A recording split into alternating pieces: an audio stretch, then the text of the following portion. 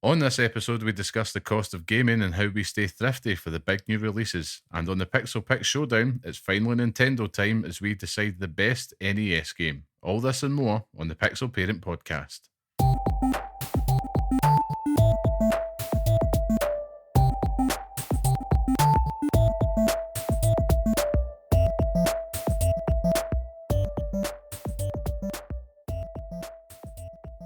Hello and welcome to the next episode of the Pixel Parents Podcast, the show that discusses all things gaming from the perspective of parents. I am your host, Liam Kirkkelvin, and today I'm joined by none other than Scott, the Tastemaker Curry. How are we, Scott? I'm good. Finally got there in the end. I know, took a few takes. A few takes, but it was pretty good. I'm glad to be here, to be honest with you. This is a return to in-person recording after bouts of sickness and other bodily fluids expelling themselves from me violently, but violently, yeah. I know, feeling pretty good. I'm pretty excited to be here and had a good day. So I'm happy to report that all is good in the world of the Tastemaker. How are you? I'm not bad, yeah. Same. We've been swept out by the pesky bug again, second time in a few months. I'm not happy about it, but other than living in complete anxiety and not feeling too great myself all week, I'm feeling much more myself. And yeah, just happy to get back to the podcast after what was a very busy week last week for us. A lot of Pixel Reacts, if you've not had a chance to check them out. And then, just everything Summer Game Fest, really. It just felt like it was a tidal wave of news and announcements, you name it. So I know it was a busy old week, but it's kind of given us an insight to what to look forward to for the rest of the year. And the future looks bright.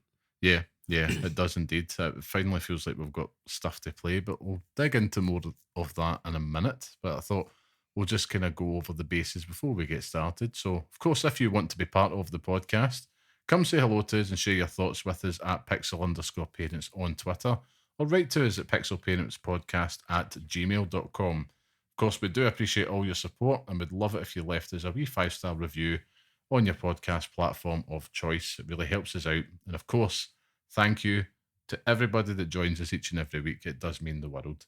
Now, with all that out the road, Scott, what have you been playing this week? So it's kind of what have I been playing for the last 2 weeks, because we've not really recorded for a while. Yeah, I think it's only been it's been about a week. About a week. Weekish. But yeah, so obviously after Summer Games Fest, we had the news that Alan Wake was going to have some DLC, so I've been playing the Night Springs expansion, which is fantastic. You know, just jumping back into that world for 3 daft wee episodes is great. The shout outs to obviously Timebreaker, which has, you know, Sean Ashmore, the guy from X-Men and the guy from Quantum Break, and then and then, you know, number one fan, the one with the waitress Rose. It's just pure fan fiction. Like, that's literally all it is. It's fan fiction from her. It's so good. I had so much fun. I completed it in about 4 hours. So, like, you know, if you wait that long for DLC and it's 4 hours, depending on what it is, you could be a bit upset. But knowing what they were going for and sort of it being episodes of a TV show, it was fantastic. And I had so much fun with it. It was great fun. So the Alan Wake 2, which I think some people say play Alan Wake 2. I'm not sure, but maybe yourself. Is that about 20 hours in length, you say? I can't remember. I really can't remember, but there or thereabouts, depending on sort of how quick you want to go through it. But it is absolute must play. I utter the words at the end of every single podcast, and I mean it. It's quite literally one of the best games I think I've ever played. Yeah. And not just, you know, the gameplay of it, it's just everything that it brings to the table, story-wise, characters, is just so fleshed out and fantastic. But this is just, you know, it's just the storylines and the characters and stuff. It is this DLC is just a real love letter to everything Alan Wake 2. So if you haven't played it, go out and do it, because it's worth every single penny. And the deluxe edition is really cheap on PlayStation as well, which is good. So is this a free expansion or is it paid for? It depends on the edition that you've picked up, but I paid £10 on PlayStation Plus for the deluxe edition and I got it. So Pretty and that good. also covers for the next DLC eventually. So All right, it's another one. Okay. there is another one, and with that out the way, the big news is that Mhm. after the Xbox showcase, I decided that this was the point that I'm going to start showing a bit of love to Xbox all over again. That's right. Nice. Finally turned that console on after about 10 years, and starting to, we've spoken about it briefly over the last few days, kind of talking about, going back in and playing Gears of War, going through the series all over again on the hardest difficulties, and I'd love to do that. I'd love to do Halo just to kind of get used to all that again. Yep. But I started my journey with Perfect Dark, All right. Okay. a game that I've never played before. Mhm. After watching the trailer and having sort of middling, thoughts on it, Mhm. thinking, what is this game? Well, what is it? Like, I've genuinely never seen anything about it, never played it, never looked at it before. I've seen the box art on the Xbox store, nothing else. And I loved it. Loved everything about it. Yes. It was a barrel of fun. Ladies and gentlemen, we've gone. It was so much fun. Just, mindless. You can obviously go through the objectives and you can play and kind of watch a story and stuff, and you do that, but kind of mindless just running about shooting things is actually really fun. And it kind of harkens back to like Doom and things like that as well. It's really fun. But just playing it on Xbox Series X with all the improvements and the sort of stability and the performance upgrade and stuff as well, it's obviously not pixel by pixel the exact same as you would have got when it came out at first, but my God, I had so much fun playing it. The soundtrack as well for it. I've literally not stopped listening to it since I played it. So it's kind of given me like an element of nostalgia for something that I've never played before. Yeah. It's like games of that era, but I've kind of been reading online whether or not I played Perfect Dark Zero, and it's kind of 50-50. People are saying it's not as good as the first one, and It's not. it doesn't do anything really more than the first one does. So I think I'm going to leave it there. Yeah. I've had my time with it. And the final one that I want to touch on very briefly, Mhm. still on Xbox, taking advantage of my Game Pass subscription, finally. Best deal in gaming. This is, it really is, especially for just these points where, picking up daft wee things. Like I've got all the Gears of War games ready to go, all the Halo games ready to go. Obviously played Perfect Dark, and finally jumped into Persona 3. Oh, right. Okay. So what's your thoughts? It is a Persona game. It's a Persona game. It is everything that you know and love about that series. I think I'm maybe about 10 or 15 hours into it. Mhm. So I'm quite deep, so far, but I'm having so much fun with it. Like, I think taking my mind away from Elden Ring and the sort of impending doom that brings in, kind of moving on to a game series that I do enjoy, and kind of I can play it with one hand, I don't really have to focus on it. I can watch the story and let it play out in front of me, and then all the combat and stuff is just one-handed, so it's brilliant.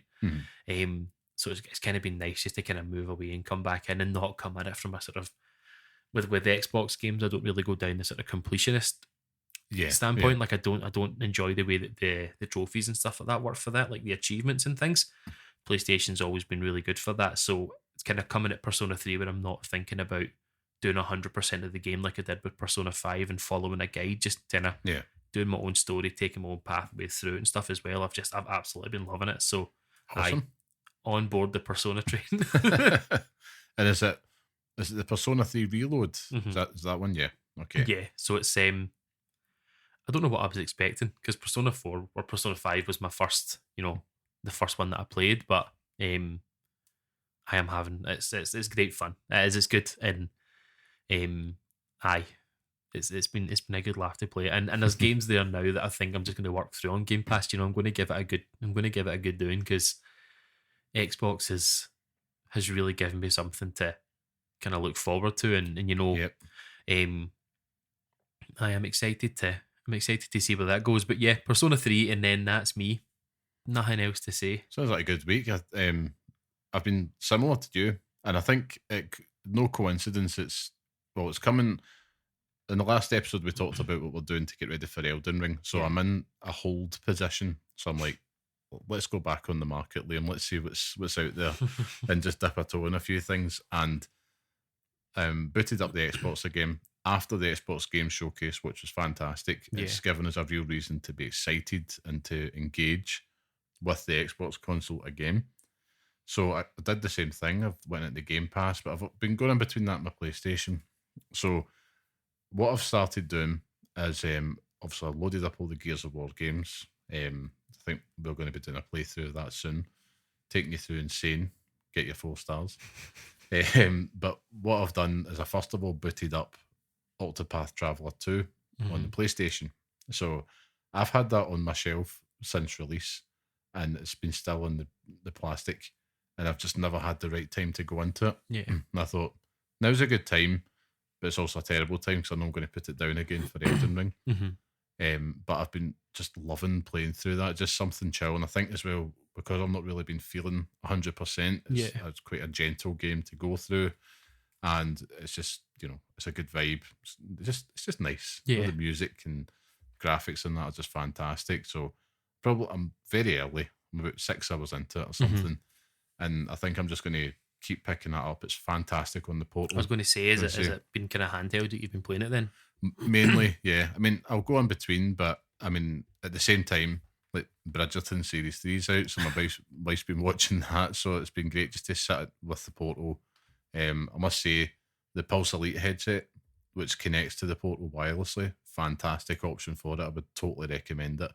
And that's just made the setup just so much more accessible and just enjoyable. I hated with my wires all over the place because I'll usually sit with my charger in my Portal, mainly because I forgot to charge it, and I'm just like, it's only got about 2 hours of battery in it. But it's fantastic in the Portal. I'd thoroughly recommend it. Would you say that there's improvements from Octopath Traveler 1? Or would you say it's more of the same? I'm pretty early on to say what it says, but it does still feel just kind of the same. But I like the fact that you don't have to have played the first one to enjoy this one. To enjoy it, yeah. So that I'll give a big tick for. I don't know really to say because I played the first Octopath Traveler years ago. Not a release. I picked it up late on Game Pass, I should say. So I'll probably right back on that one as I kind of go on. But I'm thoroughly enjoying it. But then, as I said, excited about Game Pass, just absolutely off my tits on Xbox again. So it's like, here we go. So I decided to boot up an old pastime of mine, a sport that I played when I was a kid for a good few years, successfully. I had medals, won championships, and that is MLB The Show 24. Right, I knew this would shock you. This is not the answer I was expecting. No, and I've only heard good things about it, and it's always been a game that, like, all the show entries have been like really good reviews. Yeah, and it's one of those ones with a lot of TLC going into it. So I was like, do you know what? I'm just going to give it a go. It's on Game Pass, so might as well. It's something I wouldn't spend full dollar on. Yeah. So booted it up, and I've just been hooked on it. Like, I can't describe it. Like, you get this mode in it, Road to the Show, where you get to create like your own player and take them from the minor leagues and hopefully make your way up to MLB. So I've just been kind of working my way through that. My character is effectively, he's a starting pitcher and he's also a right fielder as well. So it's just kind of taking you a good mix of gameplay between playing outfield, playing as pitcher, and also playing as batter. At this point, Scott's just kind of that's just like, aye. But it's just really just hitting that nostalgia for me because I'm just feeling like a kid. And it looks fantastic. The gameplay is great. It does such a good job of giving you so many options to play. I couldn't recommend it more if you're just intrigued or if you're an MLB fan. So yeah, I'm making my way up the ranks with the St. Louis Cardinals, as we do. But yeah, and they've got like a story mode effectively in it, all about Derek Jeter, who's a New York Yankees legend. And it's just so much like cool vignettes and interviews with Jeter himself and taking you through his career. And I'm like, this is kind of what I would love FIFA to kind of do more of. Aye. Other sports games. And there's something about American sports which just has a certain veneer on it that I find appealing. Unless it's American football. See, that's the complete opposite for me. any other sport America puts out, I'm like, nah. But NFL and stuff like that. I'm very interested in that. So Well, the NFL's the only one I won't touch. It's like I like NHL as well and MLB, but I mean, it's great. Like I've been playing like exhibition matches and obviously full 9 innings. Like it's just how long do they take? It's probably take about 20 minutes to half hour. Man, it depends how you do, of course. It depends how you do in the game, but it's just really impressed with how it's not forcing you. Mm-hmm. I remember I was playing an NHL game. I can't remember what it was. Maybe like 2017 or 2018. I think I remember you talking about this like in the past. Yeah, and I didn't find it very welcoming to new players. But with the show, man, that they've really thought about like how do we make this. So if you wanted something that's a bit more arcadey, the control scheme can be set up that way. Or if you want something a bit more sim, so I've went something kind of more arcadey, to be honest with you, because I'm like, I'm not going to sit here and pour all my time into it, because I've got like a GM mode where you can manage as much or as little about your franchise if you want. But yeah, so I've been diving into that, which has been good. And then in between it, because I'm in this kind of hold, as I've been saying, I dived back into Starfield for a bit, just did a couple of quests, and I realised I had actually got the deluxe version, or whatever it was, last year, because I was just so hyped for it and I needed to get 3 days early access, because I thought, 30 quid. And I've got access via Game Pass, so I've realised that I've got access to Shattered Space expansion, so I thought, let's just keep that in the boil. Because I've been going back since the update, just dipping in. You know what you're doing, so if I'm just wanting to shoot something, I'll jump into that blindly. And I also, last night, just because I was with my son, restarted New Game Plus on Spider-Man 2. Just something that we could just sit and watch together. And going back to that game, like, it's everything about the game, fantastic. But I will say, now that I'm a few months removed since Platinum, that the suits, man, they just dropped the ball on the suits. Yeah. Big time.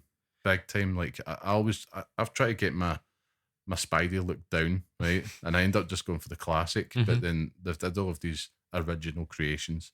Far too many movie suits. Yeah. There's not enough comic suits. I know there's more coming on June 18th.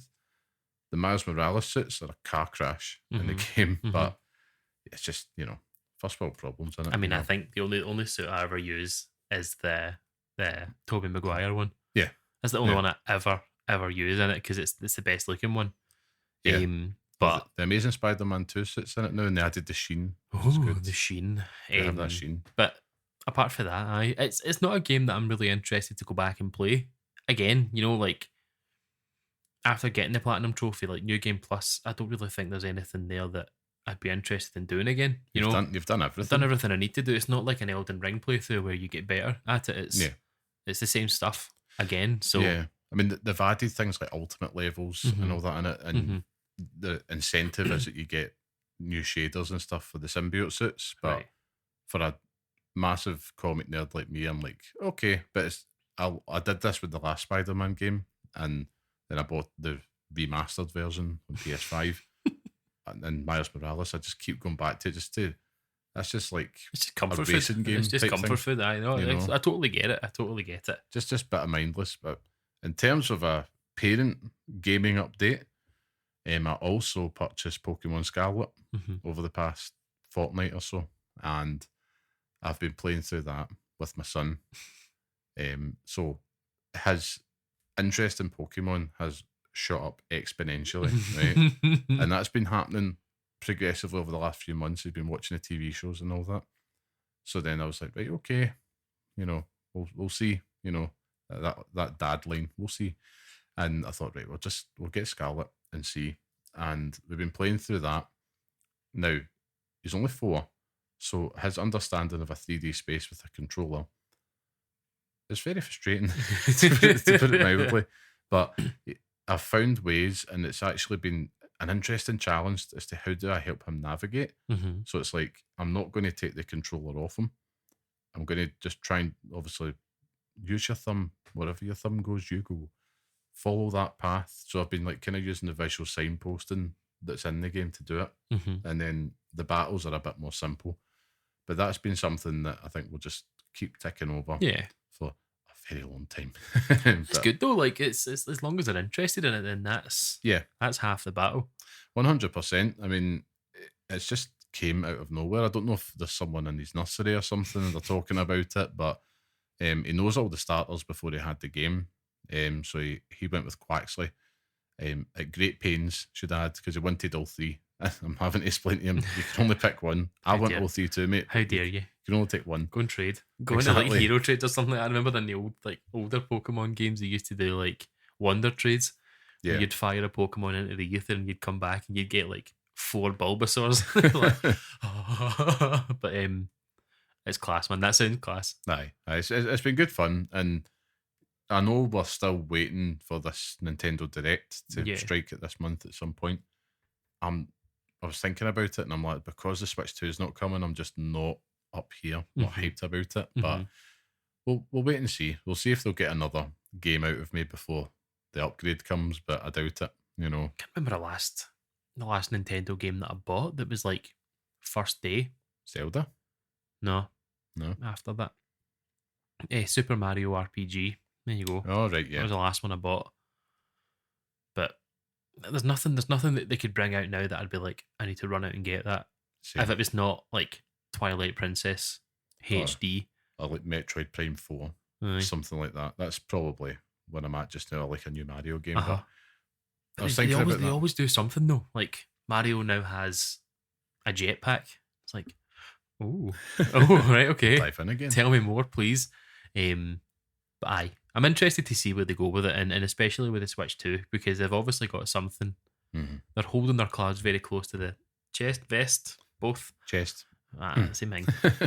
But they're holding their cards very close to the chest, so I'm interested to see where that goes. Well, my plan is, once the Switch 2 gets announced, hopefully, if I like the look of it, and whatever the lineup is, hopefully pick that up on day one, and then give my son the Switch. And he can batter the living daylights out of it at that point. But hopefully it's backwards compatible and I don't regret that decision. But that's for future me to worry about. Although I must admit, after Summer Game Fest, I'm really surprised we didn't get a peak of the PS5 Pro. And I'm kind of now sitting, because I like to plan ahead purchases. And it's one of those ones where, especially with a console, which is, you know, you've not got console money lying about all the time. So you're like, I like to plan ahead. But I was shocked that we didn't get more information on it. I know. But it did kind of, in between like buying the Pokemon game, looking at Game Pass, thinking about new consoles, it has just kind of got me thinking about the overall cost of gaming, which, surprise, surprise, is our main topic this week. And really, I thought we'd just kind of dig into it, because especially if you're a parent out there that's a gamer that's probably not as sad or engaged as us, going out and getting things day one, you know, on the enthusiast end of the spectrum, it can actually be quite a costly hobby, I would say. And I thought we kind of start to kick off this conversation really just around the current state of play within the country just now, and the global economy, I suppose. Oh, Christ. I know. Oh my God. Yeah. Welcome to the newscast. I was going to say, geez, No, don't worry. It's not going to be boring. But the fact of the matter is, everything's getting more expensive. You know, inflation's up, you name it, cost of living, blah, blah, blah. You know, and the long list of things you've got to pay for, video games is kind of making a harder case for itself to be top of that list. Yeah. And that obviously, it always comes down to personal circumstances, right? But if you've got a kid there and you know how it goes, friend has one, cousin has one, whatever, they want to get into it. And obviously with game development being so expensive, the price of games themselves are going up. But really, I was just thinking, you know, is gaming a bit of a middle class hobby almost these days? Like, with the entry point being so, I would say, pretty high. Pretty high, yeah. Especially if you're looking at like brand new consoles and stuff as well.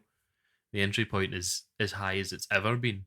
I mean, I remember the days when, you know, you can go out and buy a new release for what, £40-45 or something like that. Good old days. I remember when they jumped up to 60, and we were all like, that is ridiculous. Sweating. Like, mental. And then you just buy them. Like, do you know what I mean? Like, because if you want to buy it, you buy it. Aye, it's more expensive than it's ever been. Yeah. And you're not just buying the game now. You're buying the battle pass. You're buying, cosmetics. You're buying currency in the game. Yeah. You're buying everything. You've got to buy out for, if you've got siblings, if you've got other kids in the house, you've got to buy controllers. You've got to buy headsets. Yep. You've got to, if you've not got, rechargeable battery packs for your Xbox controllers, you're still buying batteries to this day. It's everything. You know what I mean? It's ridiculous. And the cost, as you say, the developers have got to make money, and like, you've got to pay for the console itself. So I can't really say that it doesn't feel necessary, but it still doesn't mean that it doesn't hurt, Oh, yeah. like it's, I mean, there was rumours flying about that, I doubt this will happen, to be honest, I very doubt it, but that GTA 6 could go for like £100 at launch. And I'm like, that wouldn't happen. But then again, in the very, what's the word? In the very unlikely situation where it does happen, a big game like that could change your trend. But I thought, I'm going to do a wee bit of reading into this before we started talking about it. So there's a really good article on Game Developer in 2020 when they last looked at it.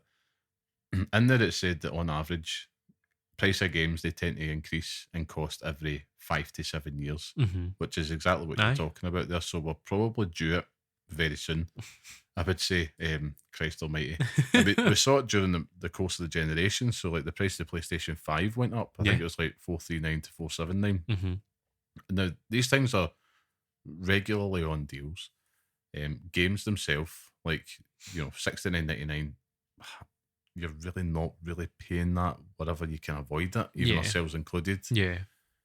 So I mean, I didn't want the conversation to be all doom and gloom, but I think it's something that's worth touching upon, particularly from a parent's perspective, because when you look at, whether it is you're buying it for your kid or for yourself, I always take my mind back to when my daughter was first born, and I stupidly, well, smartly, I suppose I would say, at the time, I thought it was stupid. I took a pay cut to move into a job. So I was working as a journalist, and then I moved into marketing and comms, and I thought, let's play the long game here.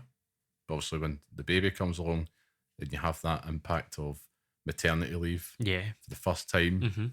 I just remember really wanting to play, I think it was like Jurassic World Evolution or something like that had come out. Obviously, big Jurassic Park fan here, right? And I remember just trading in everything bar the shirt on my back just to get this game. And it was just because at that point, she was a few months old, and I'm like, I'm at my wit's end, I need a break or something. But it's true though, like, even just at that point though, so you're obviously talking about trading things in, and you've lost that now. Yeah. Like, obviously your big game stores, you're obviously your game.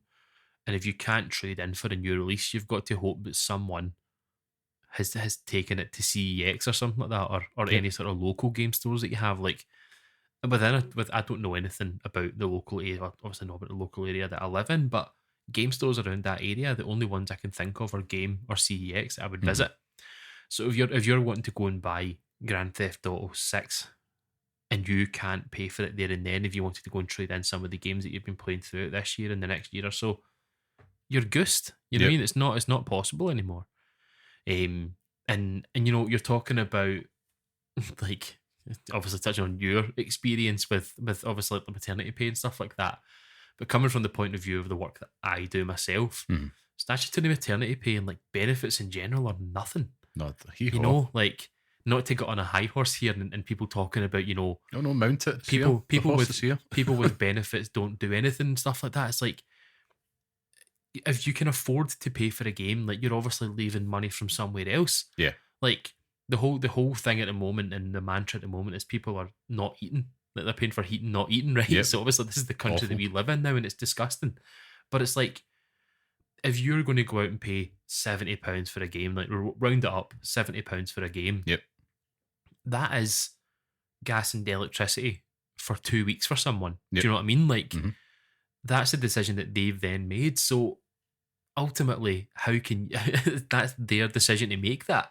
But it's just mad. Like, Yeah. the price of everything is going up, and it's not cool, but it's like the price of everything's going up and we're all feeling the effects of that, right? Fair enough, but it's ultimately just, it's something that's only going to continue to go up. Yeah. It's not like the technology gets better, the peripherals, everything else that we use get better. You've got to pay for a TV and stuff like that as well. Yeah. It's like, ultimately, there's got to be a point where people just go, no. Yeah. Like, That's kind of a worry for me, because I think the gaming community is obviously, like any community, you want people from all walks Mhm. to come into that community. It makes it richer, it makes it better. I would hate it if in my lifetime, ever saw video gaming to become something that was, like I mentioned before, like a middle class, Yeah. upper class only hobby. Because me as a kid, I wouldn't have been able to video game. Yeah. And I wouldn't be here today. Exactly. I'd be the same. I would be the same. And even at that, though, when we were growing up, if you couldn't get the brand new console, you'd always have like an older console, Oh, yeah. like a Yeah. PlayStation 2, or like, if the PlayStation 3's come out, you're still playing PlayStation 2 games until you've got enough money to pay for that. But now, you still want to go out and buy a PlayStation 4. Mhm. Still paying a lot of money for that. Oh, yeah. Even if you could only afford something like a PlayStation 3, you play on that, you can no longer go online and play some of the games that you might want to play on there because the servers are now closed. So it's Yeah. like, there's no like onus to do that. Yeah. There's no reason for you to go and do that. Like, if you're a Metal Gear Solid 4 fan, you want to go and play Metal Gear Solid 4 online, you can't. Yeah. You have to Exactly. use fan-made patches and stuff like that, which means you need to rely on internet, which is crazy. Yeah. But it's just, you're just being priced out of these things. And as you say, coming from a background where I'm myself absolutely not middle class, it's just, I wouldn't have been able to do half the stuff that I've done. Yeah, and that's the thing that I'm fearful of. However, Yeah. it's not all doom and gloom on this, but I think it is. it is. The doom monger I'm the has doom monger, prevailed. I've come back.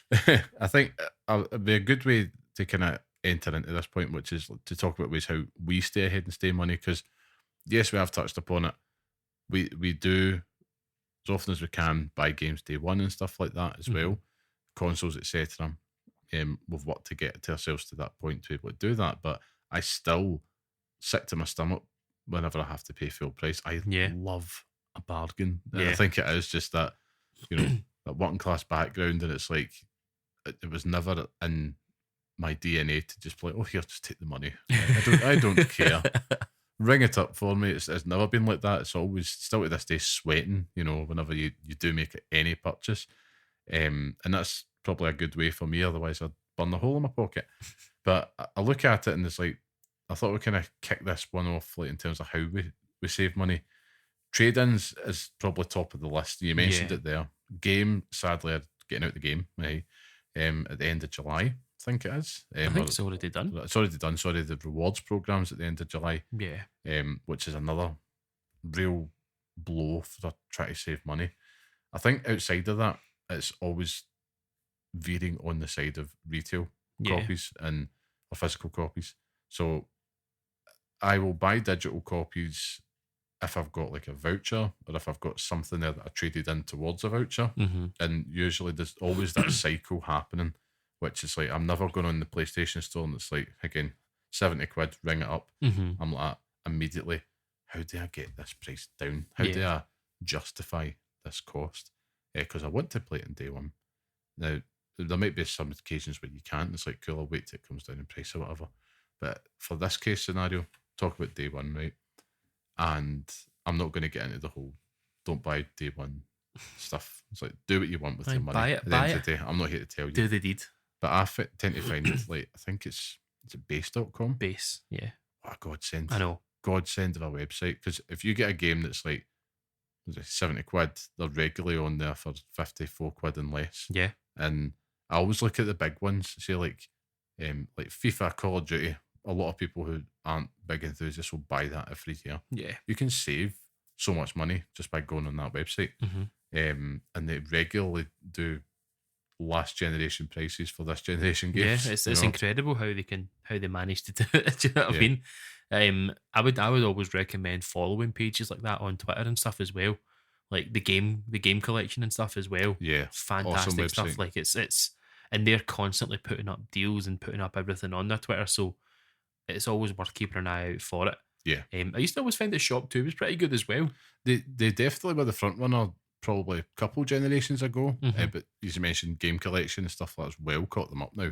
Well caught them up. Even just with like digital stuff as well, though. Like you can usually get digital, currency and stuff very cheap. Well, cheaper than you'd expect anyway. Very true, actually. That's a really good tip. Because you can often save a good few percent off of, say it's like 10 quid. You might pay 7 or 8 quid for the voucher. I know it's not a lot of money, but you tend to find that there's ways around it. Yeah. And every penny has to be a prisoner. Yeah, exactly. Exactly. And it's one of those ones that when you get that feeling of getting something new for less, it's great for anything, and particularly games. I think so. That's kind of like the day one advice. Outside of that is the obvious one, which is just wait. Yeah. Like right off the bat, Ubisoft games. So unless you're a complete Assassin's Creed mark like myself, see if you wait 6 weeks, they knock like a third off that price. Or something. They're always very good for that. I'd always find them and come back to me because I will remember who it is. But Ubisoft are excellent for that. Yeah, you always find that the deals do come. Yeah, and then the seasonal ones. So if it gets to the end of the year, so usually that fall window between October to December, don't buy the game in October. Wait till Christmas time.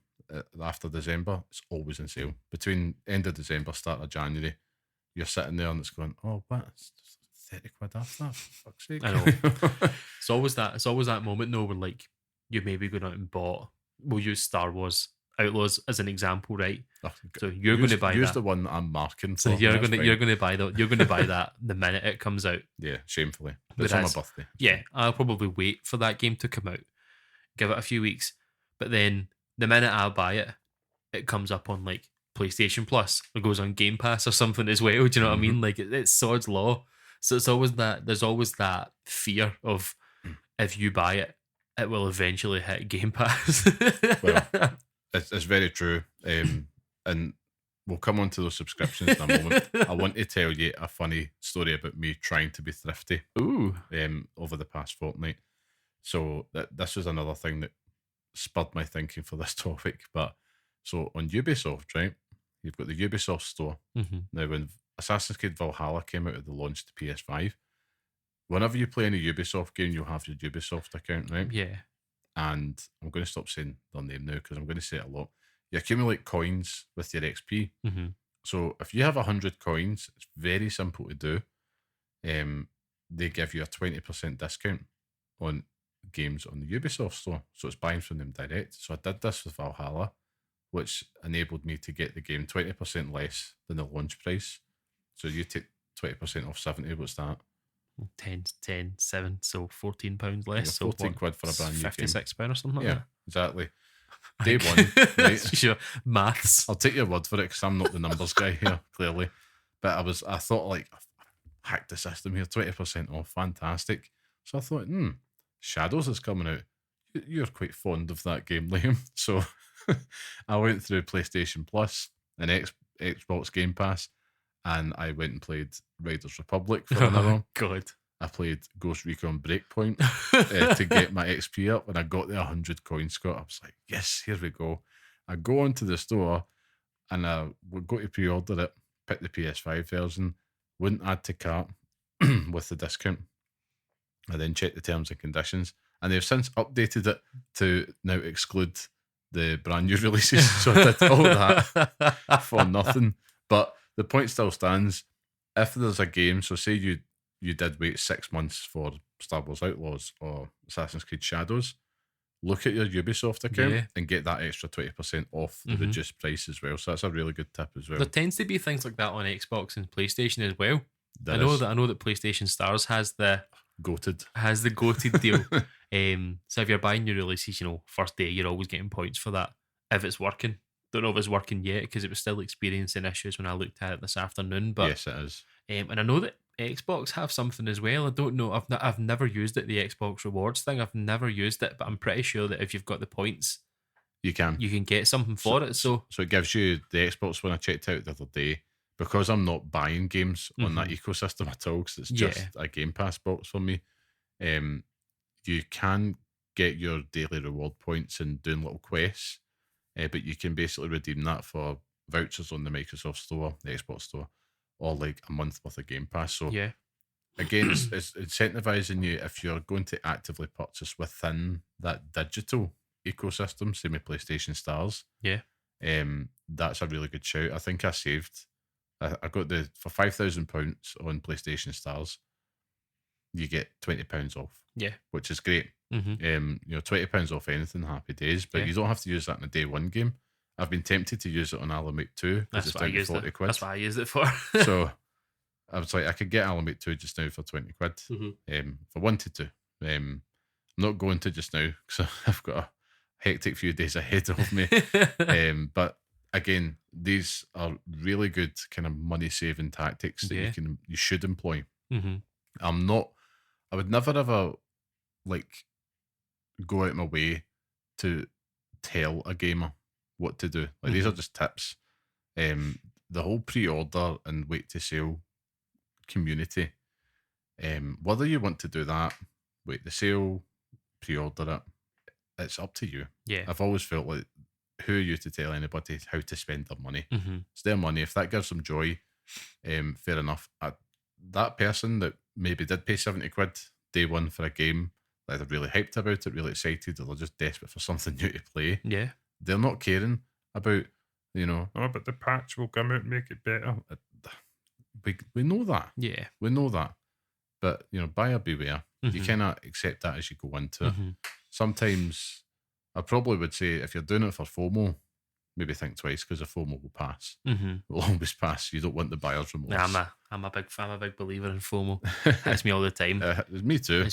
I was just thinking about different things here as well, but I was just thinking about hot UK deals as well. If you're in the UK, it is like kind of essential. If you're just sitting looking, scrolling through things, pop the game that you're looking for in there, and you might find it cheaper wherever you're looking at it.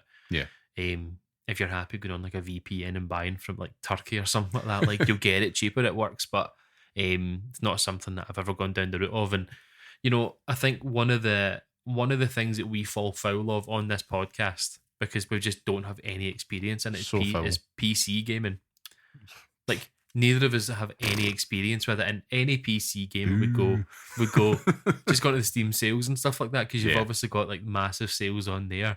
You've got that CD Keys website as well. If you're happy, if you're not concerned about viruses and stuff like that, then you're okay.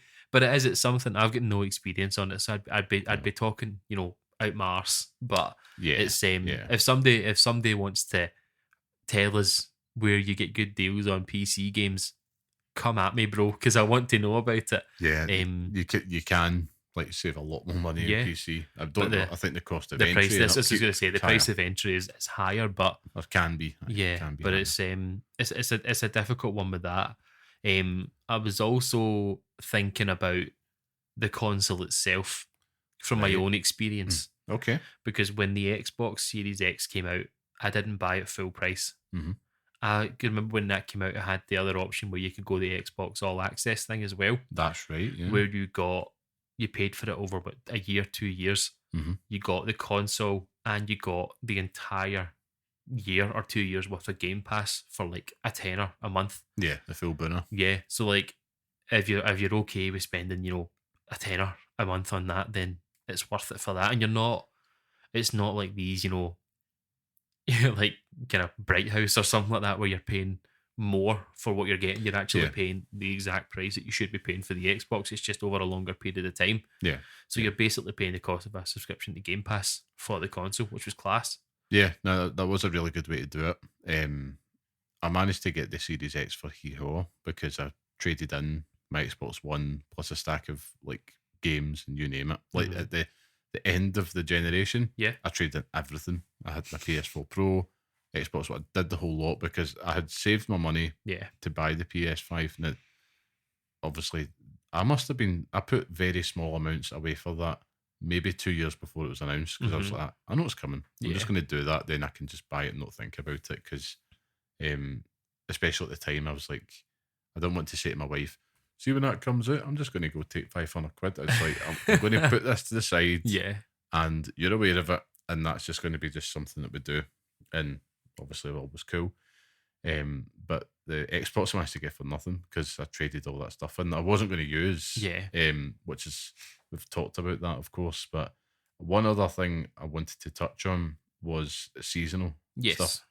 And the big one for me is when it comes to accessories and seasonal sales, particularly Black Friday. Mhm. Now, I tend to find Black Friday can be a wee bit hit or miss because it just depends if the game that you really want is in the sale. But you could get lucky, so keep your eye out. Consoles, obviously, you might see more of an impact on that this year. Mhm. Past few years haven't been so great.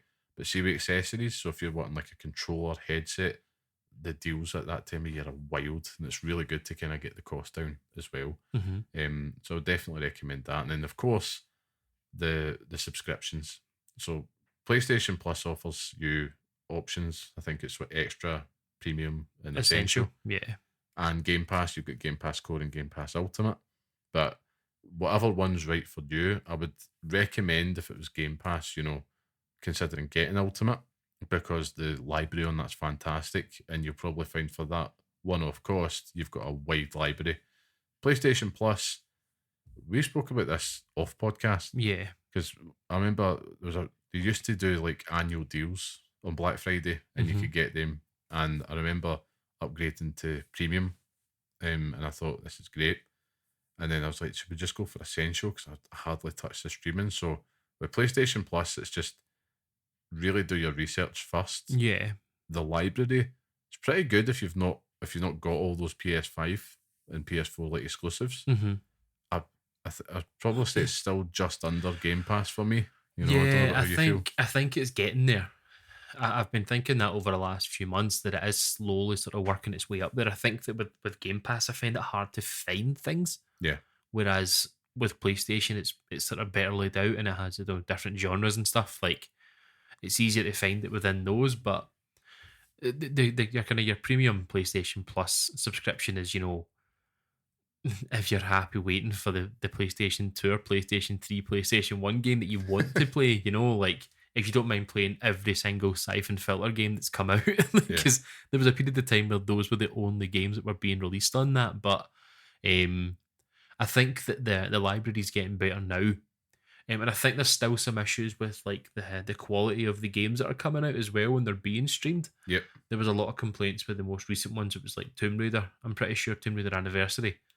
And Legend. One of the it's the one with Lara Croft in front of it. Well, that one, Sly Cooper, one of the games. But I think that the only times I've ever been interested in picking it up was I wanted to play Tekken 2, and I wanted to play is it Kurushi or something like that it's called, where you get chased by the blocks. Oh right, okay. I wanted to play that, but apart from that, I just went back to the normal one, the essential one, just so you can get the games on there. And I think that PlayStation Plus, so when the Xbox 360 was out, Xbox 360 Gold, whatever it was, that's right, yeah, was brilliant. Like the games you were getting out on that were phenomenal. Yeah.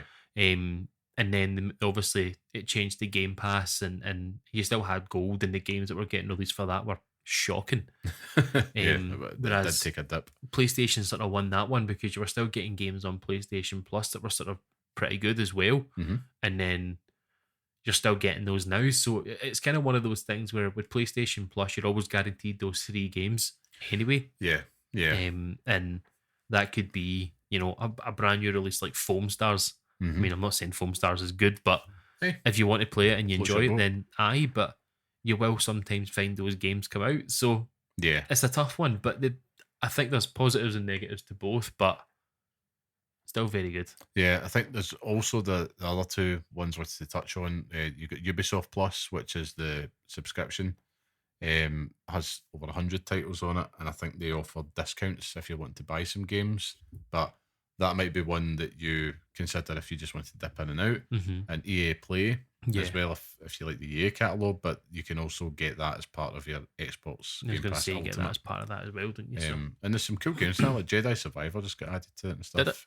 Yeah, so I mean, you're not waiting too long for them. If you're pretty casual about it and you're not fussed about the whole day one experience, then yeah, they're good options. But yeah, I think it was good to kind of chat about it, just to give some of our listeners out there just some options. They may be aware of them, maybe not, but it doesn't have to be like if you're the cost of it, the sticker price. Never pay sticker price. I think the main thing to take away from it all, especially if you're coming at it from the point of view of a parent who is planning, a Christmas PlayStation surprise or an Xbox surprise, is just do a bit of research first. 100%. Don't just walk in, don't be like my mum and dad who would just walk into a game store and just pick up the console and buy it. Yeah. Do a bit of research, even if you have to look at pre-owned and stuff as well, go down that route, because pre-owned, and I'll give CEX their due. They do they give a lot of care and attention to the consoles that they get. Yeah. And 9 times out of 10 you are getting what you pay for. So yeah, it is usually pretty good. But don't be afraid to look and ask questions, and come at us. If you want to ask us questions, then we are here for it. We'll do our best to answer them. Liam will get you the best deal. The Martin Lewis of the gaming industry is here. I do like a deal. I do like a deal.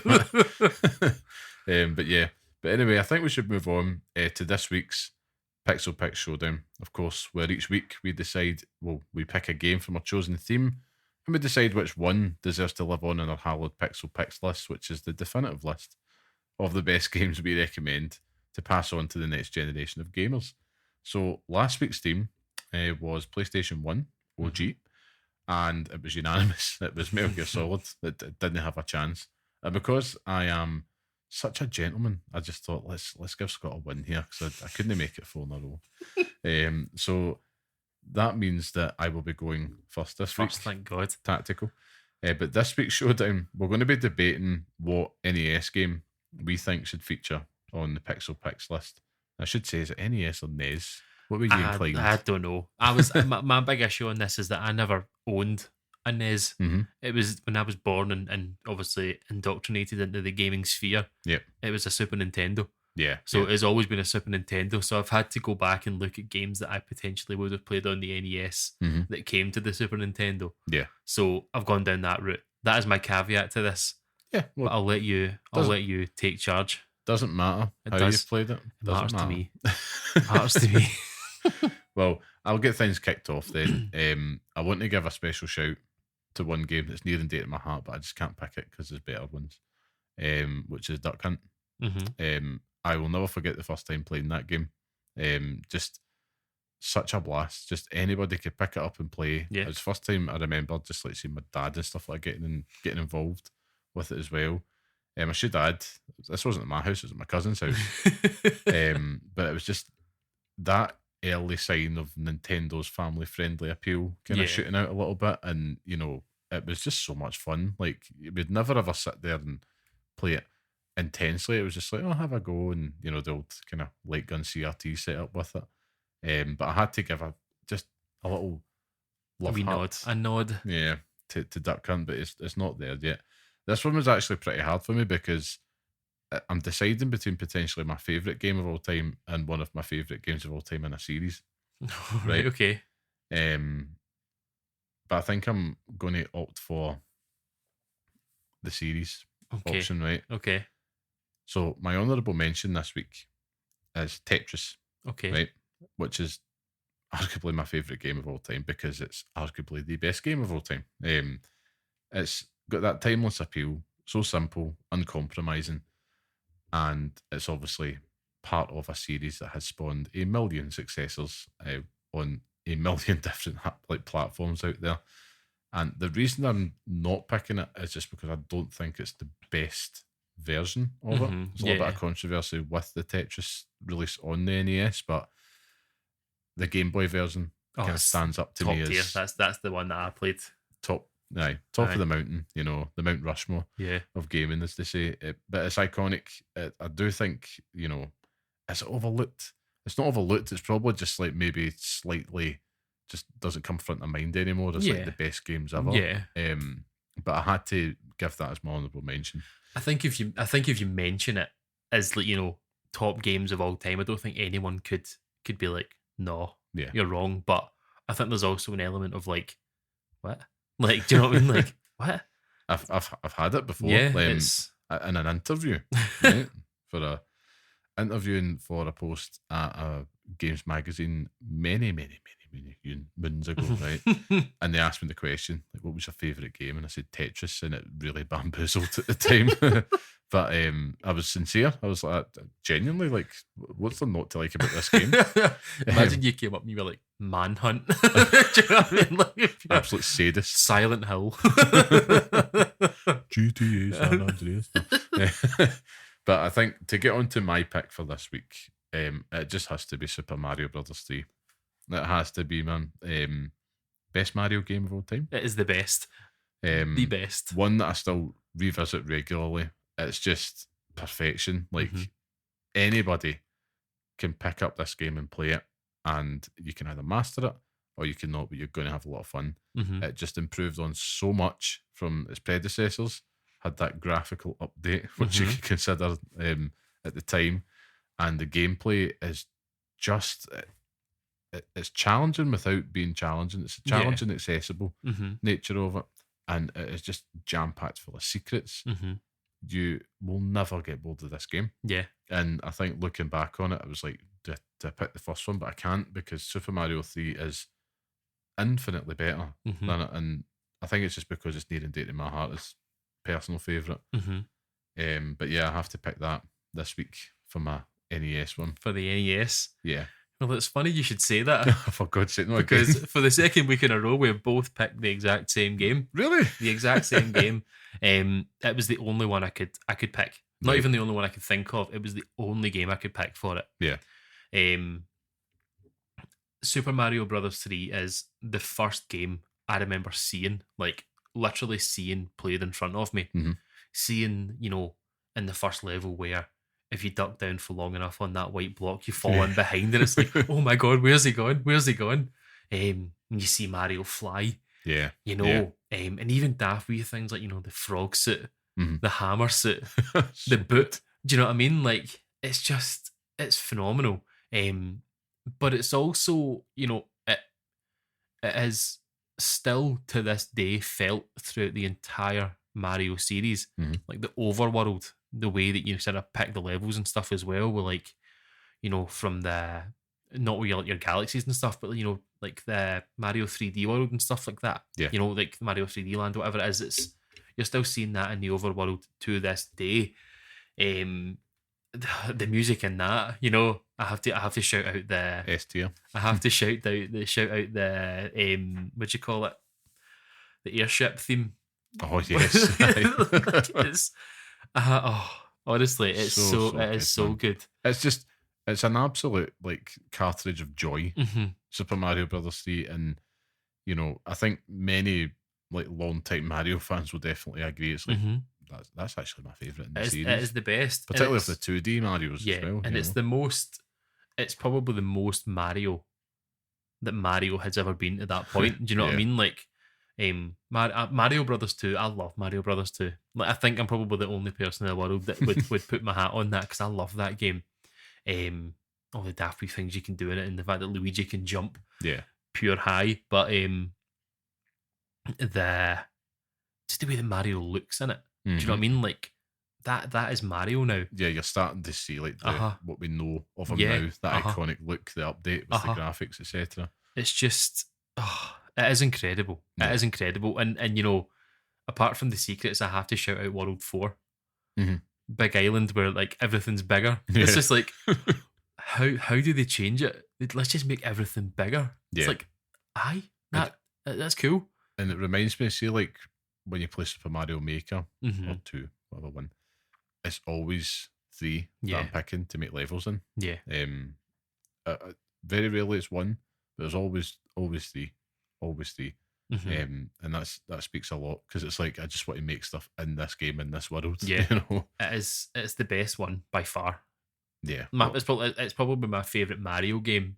Full stop. Oh yeah, 100%. I mean, there's ones that get close to it. You're starting to go into 3D ones at this point for me. Nah, 'cause I think I don't think any of them could touch it. I'll treat them as different games almost. Yeah. Like, we'll get to that. There'll come a week where it comes up. I mean, we spoke about Super Mario Odyssey. I think week 1. Yeah. But because they just play so differently that there's a different soul to each one of those games. Yeah. And I kind of look at them as like two different series almost, to be honest. I think if I was going to pick any other one, right, just to stay on that point, Yeah. it's Super Mario World. Yeah, That's the only one. That's the only other one I'd pick between the two of them, and it's for the same reasons, and Yoshi. But I'll